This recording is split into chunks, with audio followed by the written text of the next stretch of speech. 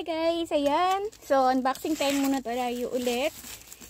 Papakita ko lang sa inyo ano ba yung aking ginagamit na papel para sa ating scratch card.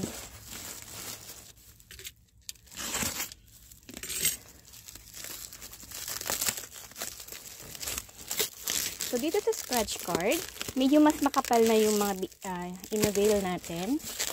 Kasi syempre mas maganda ang scratch card ay medyo matigas. So, unlike doon sa ampaw, 115 GSM ang ginagamit ko, pero dito naman hindi na siya. So, mas makapal na. Mas maganda kasi medyo matigas kapag ginamit natin siya. Ito. Ayan. So, yasan pa rin ang papel natin. So, as you can see, ito yung binili na natin. 210 GSM.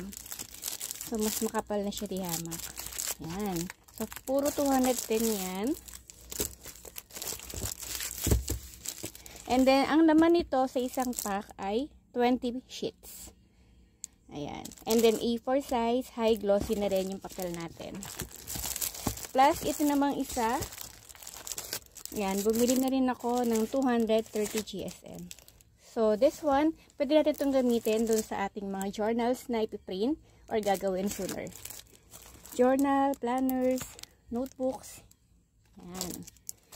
So, if interested ka sa mga ganitong klase ng papel, okay, lalagay ko na lang po yung link sa comment section para makapag-checkout ka na rin. Thank you! That will be all for today. Bye!